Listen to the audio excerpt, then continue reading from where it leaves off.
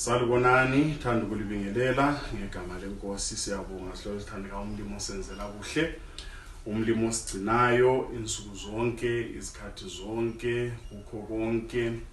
Uyasibusisa ngendlela ezehlukeneyo. Asimbongena simdumiseni uNkulunkulu. Sibese silungisa ubudlelwano noNkulunkulu uqhakathekile khonokho. Siphinde silungise lobudlelwano nabanye abantu. Kuhamba kokubili sihlelo sithanda kuhamba kokubili. iBhayibheli liyathi ukuthi awungeke ukuthi uthande uNkulunkulu uzonda abanye abantu emhlabeni. So qhathele ukuthi siphileni kuhle labanye abantu, yikho kuveza ukuthi unobudlelwano obuhle noNkulunkulu osezulwini. Asike sithathe ithuba lapho khona ukubala iBhayibheli, thatha ithuba lapho khona unyenyezela omunye ngomusa kamlimi empilweni yakho. Tshela uNkulunkulu, utshela abantu ngokuthi uNkulunkulu ukwenzeleni, bahlabela ingoma ukuthi bona count your blessings, name them one by one. Kulokuthi sithethisane, kulokuthi sizondane, tshela abantu ngomusa kaNkulunkulu empilweni yakho. Igama lenkosi lizaphakanyiswa, uNkulunkulu uzadunyiswa, umlimo asenzele kuhle. Njalo sibe sisilungisa futhi lobudlelwano bethu nabanye abantu. Kulabanye abantu isihlobo zethu, kulabantu abangabangani bethu, kulabantu abangamakhelwane, kulabantu esiqala ukuhlangana nabo empilweni. Asibavezeleni ubuhle bokuthi bazwisise ukuthi emhlabeni kulabantu abamesaba uJehova, kulabantu abamaziyo uNkulunkulu osezulwini. Asike nisikhangeleni lapha futhi siqhubekeni ngondoda lo owathunywayo wenza izitayila. uJona wayengafuni, sike sakukhuluma asikuphindeni futhi sikuzwisise. Wayevele ngafuni, eyalile ngaphakathi kwakhe ukuthunywa. Ngicabanga ukuthi ukuthunywa kwezinye indawo wayehamba. Problem eyisikhona ngathi ukuthi uthunywa ngaphi, uthunywa kubobani. Wasesithi ngenxa yokuthi ngithunywa kulaba abantu kulo umhlobo kangisoze ngiye. Wasekhohla ukuthi umlimi nguNkulunkulu wabantu bonke, ofuna bonke abantu basindiswe, kungakhathalekile ukuthi bavela kuluphi uhlangothi lomhlaba. Sibonile sokule siphepho olwandle, sibonile bemjikela olwandle. Then iBhayibheli lona eplanini zakhe zonke, eplan ukubalekela umlimi laye wayelungisile, wayeseplanile ukuthi amthole njani. Umlimi ulungile sobesandla asibambeni la. Uverse 17 of chapter 1 uthi na, now the Lord provided a huge fish to swallow Jonah, and Jonah was in the belly of the fish 3 days and 3 nights. Naye sithi mina ngijikelani olwandle, wayengakwazi ukuthi ngaze bamjikela olwandle umlimi kulento aseyilungisile. Isikepe sakhe sisuka siqonda eTashish lapha esithi ubalekela khona. Umlimi wahle walungisa kwaba lenhlanzi ehlangana lesikepe yahamba eceleni kwesikepe ukuze ithuba layo lokuthi setshenziswe lingafiki setshenziswe. Sike sabona ngesikhathi sika Elijah, umlimi ekhuluma lamawabayi, havuma ukusetshenziswa ngumlimi, aya provide ukudla, anika uElijah ngesikhathi esifaneleyo. Lakathesi umlimi uyakhuluma lenhlanzi, nguye uNkulunkulu wakhuluma lenyamazana ngesikhathi sika Noah, abantu beyalila. Zamuzwa zangena emkhunjini zaphepha. Amawabayi amuzwa enza umsebenzi afida uElijah. Khathesi ukhuluma lenhlanzi imuzwe ihlambe ayitshelele location lesikhathi iyefika yenze lokho ekuthunyweyo. Nxa uyisela ejikelwa esithi elwandle emanzini aqandayo, weze sekudumala inhlanzi isimginyile. Nxa inhlanzi isimginyile, iBhayibheli lona esephakathi kwesisu senhlanzi kuchapter 2 kaJona waqalisa ukukhuleka. Nale esikepeni kule storm, amagagasi echaya kule thunder le lightning, abanye bekhuleka yena kazange akhuleke. eseyedwa esiswini senhlanzi, eseyedwa emweni angawujayelanga angawuplananga, waba yazi inkosi esezulwini yona liyana kade ibalekela wayidinga yona liyana ayengafuni imthungamele imsebenzise, wayidinga ngoba esephakathi komunye umuntu. Umlimi uyenza ngabomo kulezinto azenzayo empilweni ezokuthi mina nawe nxa sikwesinye isikhathi simbalekela simkhuluma kubi simeyisa, uyalungisa indlela, alungise inhlanzi ezithize empilweni zikuginye ube wedwa and come back to your senses, ube kwazi ukuthi there is a God in heaven. Kolomnye indoda laye waba yedwa wakhumbula ukuthi kuloNkulunkulu esezulwini igama lakhe nguManase. Kwaba nomumo ovumayo ukuthi ahlale phansi azinuka amakhwapha ngokuthi kwaMandebele. Phakathi kwemimo umumo esikathi singene kiyo sihlale sikhale sicomplain kiyo emhlabeni, maybe kakudingi ukuthi sicomplain ngomlimi owenze ngabomo ukuthi inhlanzi ngaleso sikhathi ikuginye ukube wedwa ucabangisise ngomusa kamlimi, ucabangisise ngamathuba umlimi ancengana lawe ngawo nsuku zonke izikhathi ezithize, kuke kuthi dlwe intshumayelo ezinye ezithize zike zingene katsha engqondweni yakho lenhlizweni yakho and ukusuqalisa ukuthi meditate upon those things. Xa selitholene lo mlimi manqama akusela ndawo yokucatsha, waseqalisa ukukhuleka uJona, wamncenga umlimi from inside the fish. Jonah prayed to the Lord his God, prayed to the Lord his God. Phakathi kwamathumbu enhlanzi oyabuka ubekiwo imume engamnandi sijobe sithandikayo, imume ethelela inhloni, imume eyangisayo. Ngicela ukukuchallenge, ngicela ukukucela nguncenge ukuthi mina kulokuthi complain, pray to the God of heavens, ukhulume laye ngoba ufuna ukukhuluma nawe. Uyenza umlimi ngabomo aciche avale avimbe zonke indlela ongazama ukuthi ufikelele ngazo abaseceleni, kusale inetwork yezulwini engumthandazo. Pray to the Lord your God. Xa esesiswini senhlanzi olwandle noma wayengamemeza njani ilizwi lakhe lalingeke liphume esiswini senhlanzi, lalingaphumi, wayengazwakali, sihlobo zakhe zazingeke zimdinge zimbone. Ngicabanga kulabathekayo amafoni yalahleka inetwork, kwasokusele eyodwa ukuthi athi yena ubaba wethu osezulwini. Phakathi kwezigaba zempilo ama-network wonke sevalekile, ikhona engavalekanga ngiyokukhuluma lo baba osezulwini.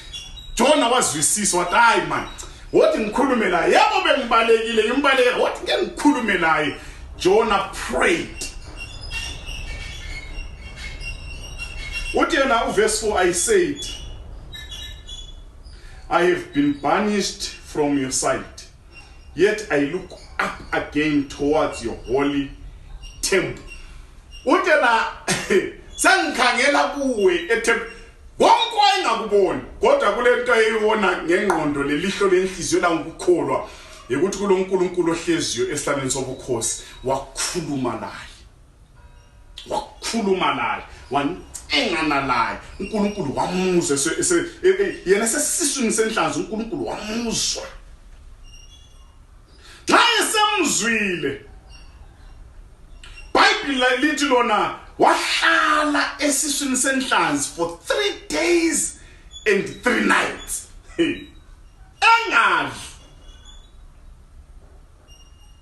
Mhlawumbe umlimi wenza ngabomo esesiswini senhlanzi uJona ehlezi so ya wabona inhlanzi isidla okuyisili ikuginya wahlala phansi wabona ama-enzymes wonke lama-acids omzimba ezisho khona phana ephuma edigesta isili edigesta amathambo wabona kuphela phambi kwakhe ekhangelena wasale phila.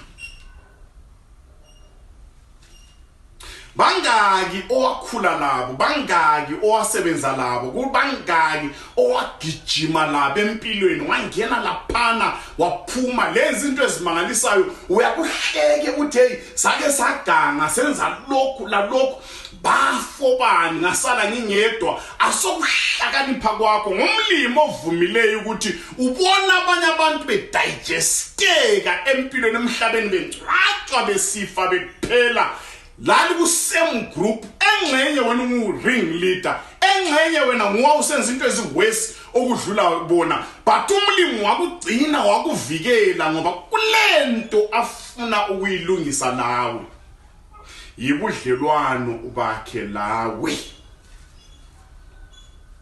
Kwesinye isikhathi kulezinye izinto esikhalela ukuthi zitshintshe empilweni umlimi angazitshintshi ngoba usafuna ukudila lawe usafuna ukudila lami njengoJona wezolo asifundise ngothando lwakhe asifundise ngesandla sakhe aselulayo efuna sisindiswe. Banengi abantu zinengi izinto wake waba lemoto wake waba lezinto wake waba umkhulu emhlabeni abantu bakusalutha bakwesaba zonke izinto za digesteke emhlabeni zaphela kawusela inkomo ususele lezigogo zenkomo awusela mbuzi ususele lezigogo sembuzi osusele lakho yinja ledonko okungadliwayo konke lokhu umlimi uvume kwaphela ukuze ube mazi ukuthi there is a God in heaven.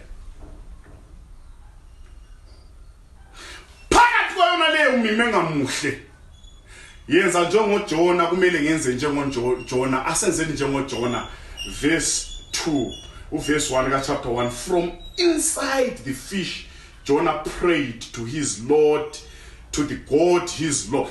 Ephakathi kwesisu senhlanzi Jonah prayed to the Lord his God.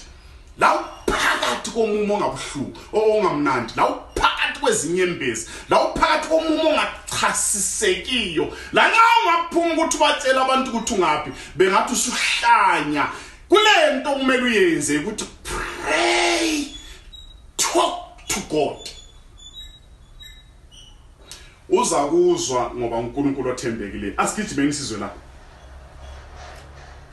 amalanga athe sekwanile angu-3 verse 10 and the Lord commanded the fish and it vomited Jonah on dry ground. Yacabanga ukuthi enxe kwakugudumala kuchisa kugcwele abantu ku beach yeNiniva behlezi bezikholisela abanye bedlala ivolleyball abantwana besenza ikhasi ngechebe abanye bezilalele begcobe amafutha amangalisayo abanye beshaya skating kumnandi bathe bayamangala babona inkala katha enhlanzi siza baphuma babaleka baboma laphana bathatha ama videos ngamafoni abo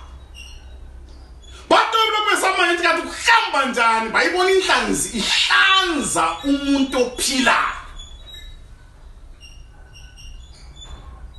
lesudu yakhe lengwane yakhe khona kayela kwelonke phelele njalo lezicathulo bambona imhlanza ithe imhlanza ephume hamba emhlabathini omileyo ayaya lalela verse 3 khona besanda kuhlanzwa abantu bethukile abantu bemangele abe news befuna ukuzwisisa bebhala ama scientists esondela kulamanye akasondela kathesi edinga athi wona akulanhlanze lesiso esasingenela uJona phakathi ngokwama scientists but umlimo osezulwini ngalandawo ukuthiwa kenelisi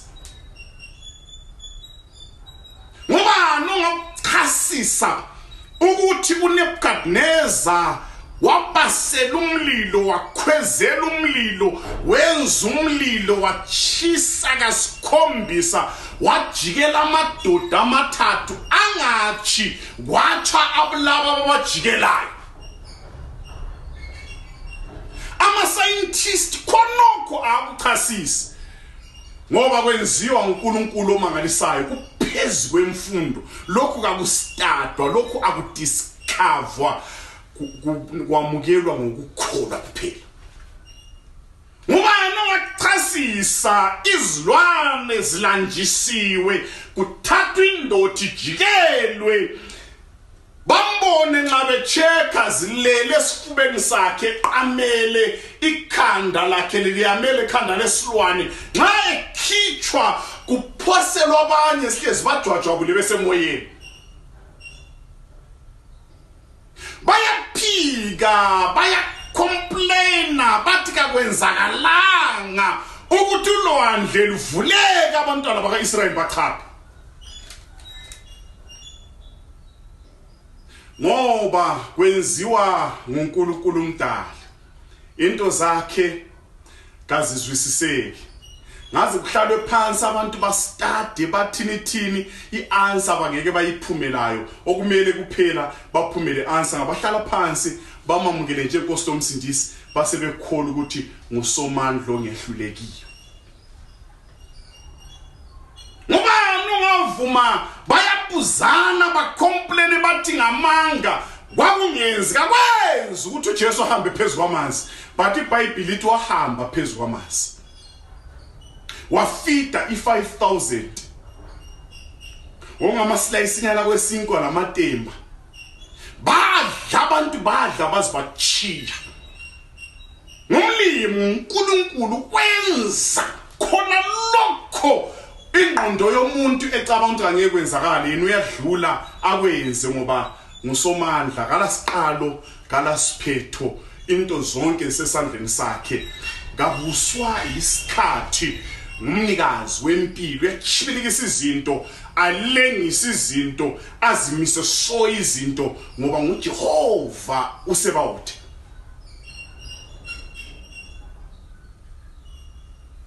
Nxa elokhu enuka inhlanzi uJona engakagezi, then the word of the Lord came to Jonah a second time. Go to the great city of Nineveh and proclaim to it the message I gave you. Zaba khona apha besabhalabhala. Nxa bezamkumbuza ukuthi kanti ungubani uvela ngaphi, wezwa ilizwi limkhumbuza ukuthi usufikile lapha kade usithi awusozuye khona yiNineveh. Wathi uyathalaza wabona welcome to Nineveh and have a pleasant stay. Wathi uthi uyabona hapha wabona kubhalwe Nineveh shopping center. Wathi uthi uyakhangela Nineveh kubhalwe ndawo yonke. Utelo ke sathi kathi ngifike njani lapha, wezwa ilizwi lenkosi lisithi lona for the second time. Jonah, kule message ngangunike yona soze ngiyiphinde uyayazi. Njengoba usufikile lapha eNineveh, proclaim to it the message I gave you. Ngicela ukukhuluma lathi, ngicela ukuva indlela mbijana kulabantu abamaphezulu kwamapulpit, kulabantu ababuya bagcwala ema-church bezolalela ilizwi. Buzo ukuthi khona kobatshela khona kuvela kumlimi yini, kuyabanika ithemba yini, kuyabenza bazinuka amakhwapha yini, kuyabenza basondele yini kumlimi, kuyabenza badele izolo yabo baqalisa impilo entsha, kumbe sibanika izitori ngathi ngempilo yethu. Sikhathi siphila kiso sifuna abantu, sidinga amadoda, sidinga abantu abazaphakamisa ilizwi likamlimi, bakhuluma imessage evela kumlimi. Kamphange yinye wamnika yona liyana emnike yona, wamkhumbuza yona liyana emnike yona. Iyodwa message ngalesi sikhathi, iyodwa message ukuthi abantu kasiphendukeni, zinsuku zokugcina uJesu yeza masinyane. Ayikho yinye ngaphandle kwayona lokuthi wazalwa, waphila emhlabeni, wasifela eCalvary, wavuka wayezulwini, khathesi uyasincengela uyezo kwesibili alikho elinye ivangeli.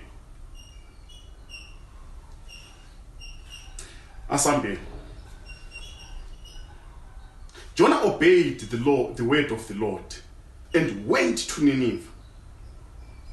Now Nineveh was a very large city. It took 3 days to go through it. Jonah began by going a day's journey into the city, proclaiming 40 more days and Nineveh will be overthrown. Ngayichaye umesiyale abhodele batshela liyahamba madoda liyaphela liyakufa ngobububi benu bufinyelele esami sobukhosi. Ububi benu bungabe kuthandwa nguhulumende. Ububi benu ngabe kuthandwa yiregion yenu. Ububi benu bungabe kuthandwa amapolice sejoyini noRobai sebejoyinile bonke abantu sebe approve indlela zenu.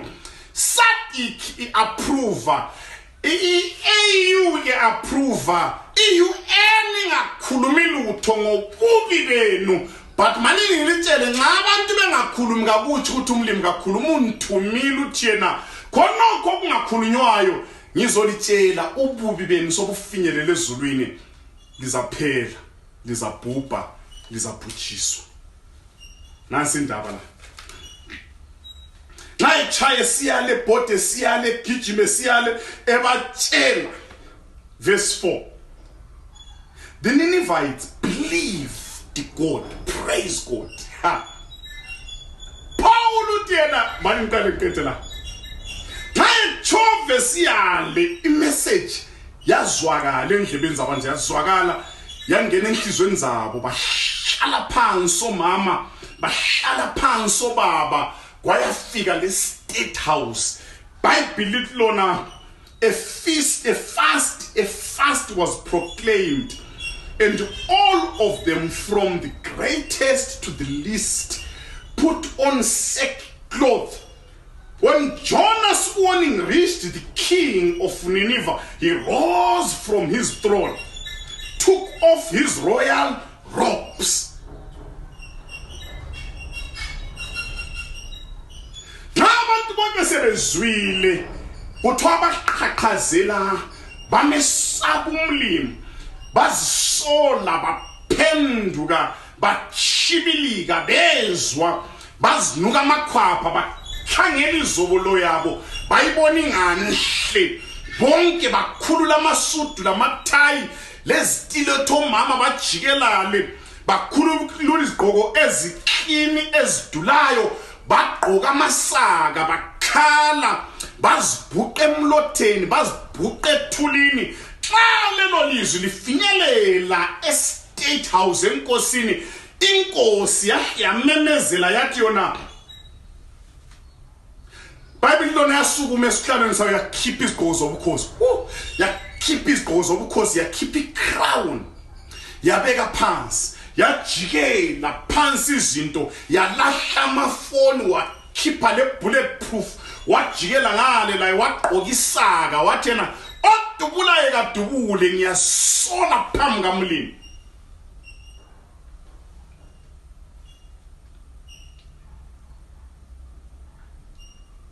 Covered himself with sackcloth and sat in the dust. This is the proclamation he issued in Nineveh. By the decree of the king and his nobles, do not let people or animals, herds or flock taste anything. Do not let them eat or drink, but let the people and the animals be covered with sackcloth. People and animals.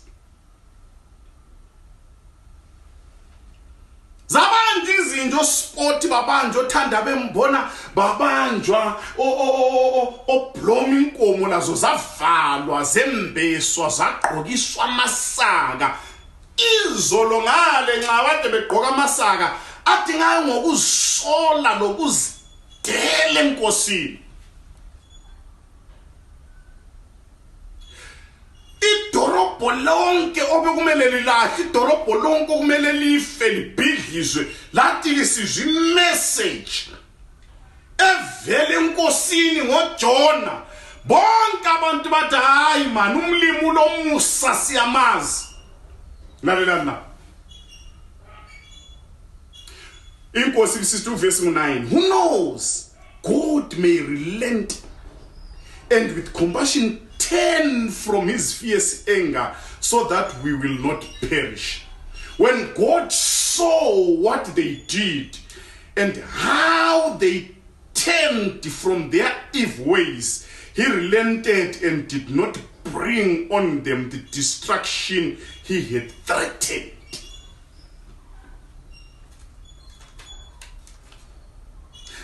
Bekwenza lokho uJona wayechaya ihamba vele ngathalazi engakhulume ngelandaba yena echaya kuphela imessage. uPaul uthi elivakelela kulandaba ukuthi lichunyayelwe njani.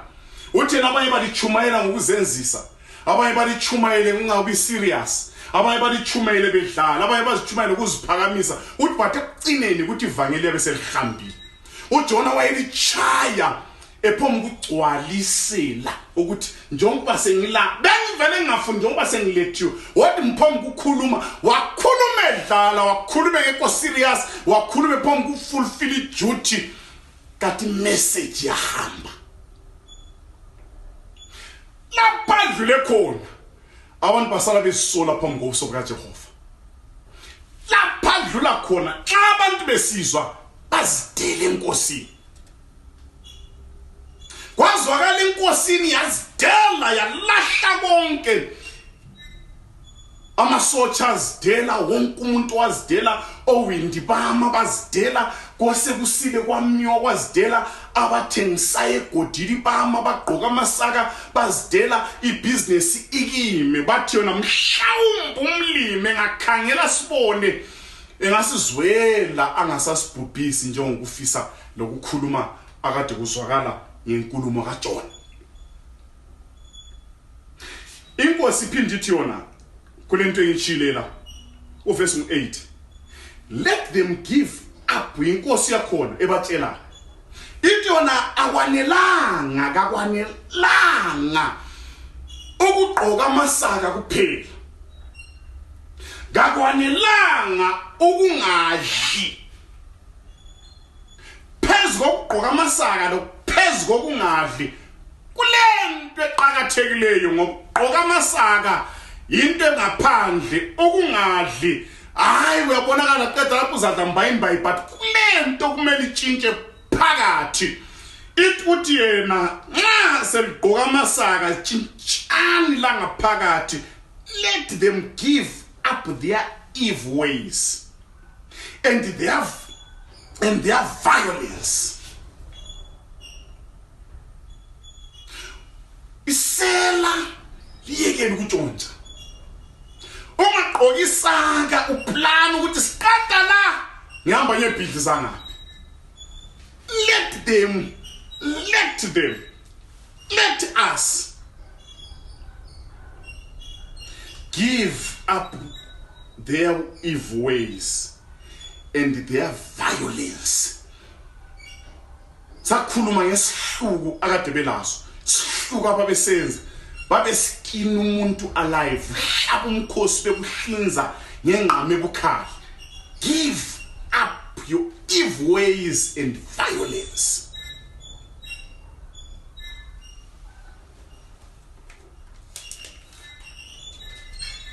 Kumele siphendukeni, kumele sibuyeni kuNkulunkulu. Chapter 7 verse 14 siyazi eka First Chronicles uthi nxa abantu bama babizwa igama lami bezisola bezidela bechibilika belahla izono zabo betshintsha izolo yabo bengakwenza khona lokho mina ngisezulwini ngizabezwa ngizabaphendula nxa bekhathi. Umlimi aqhakathekisa uzinto bezithandikayo lo qhakathekileyo okumele sikwenze yikuthi sizidele njengabantu, singazidela sibe sesizitshintsha singazitshintsha sibuye kuye yena ngamandla kaMoya Engcwele asiguquli ngaphakathi yethu, sitshintshe sichiye izolo yethu kuze nxa umlimi esesenza umusa wakhe sitholakale singabantu abaphendukileyo igama lenkosi bese lidunyiswa. Kakwanelanga ukulungisa ingaphandle, okuqhakathekileyo ukuthi sivume umlimi alungise ingaphakathi yethu. If my people who are called by my name will humble themselves and pray and seek my face and turn from their evil ways, turn from their evil ways, turn. Sitshintshe ukwenza, sitshintshe ukukhuluma, sitshintshe ukukhangela. Ngoba umlimi ufuna siguquke sichaye i-U-turn, turn from our evil ways.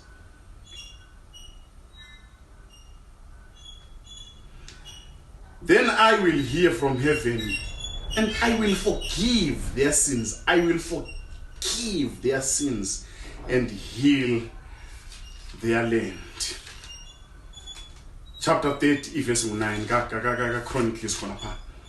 Sibe sesiqedani. Umlimi kasenzele kuhle, umlimi kasiphathise singa act okukholwa kasizideleni kasizinikeleni amazwi abuya everyday intshumayelo ngazo ukuthi ancengane lathi ngoba umlimi kafuni ukuthi kubhubhe lo yedwa kodwa sonke sifinyelele kusindisweni, sifinyelele ensindisweni. Verse 9 abese sithi yena, if you turn to the Lord, then your fellow Israelites and your children will be shown compassion by their captors and will turn to the land. For the Lord your God is gracious and compassionate. He will not turn his face from you if you return to him. uNkulunkulu inkosi yenu lomusa nxa lisiza, nxa liphenduka, nxa lilahla ububi, nxa litshindlela ezingazinhle, hamba ngendlela lentando kamlimi, kuthiwa yena uyathembisa umlimi. He will not turn his face from you if you return to him. Ongathi ubuye abantu bachibilike bakuflathele, but uNkulunkulu utshela kasoza achibilike uzamkwamukela. Kasiguqukeni sitobesana, kasiphendukeni. Baphenduka abantu beNiniva, kumele uphenduke lawe, kumele niphenduke lami. Simelele umbuso zamasinyane ngoba isifiso sikamlimi ukuthi sonke sisindiswe. Isifiso sikamlimi ukuthi sonke sibuye ensindisweni, singalahli umusa kamlimi empilweni zethu, singawudeleli umusa kamlimi empilweni zethu, singachindlela zikamlimi. Joel 2 verse 12 lo 13 uthi yena, even now declares the Lord, return to me with all your heart, with fasting and weeping and mourning. Render your heart, not your garments. Lingadabuli izigqoko kuphela. Dabukani ngaphakathi enhlizweni. Return to the Lord your God, for he is gracious and compassionate, slow to anger and abounding in love. He is relentless.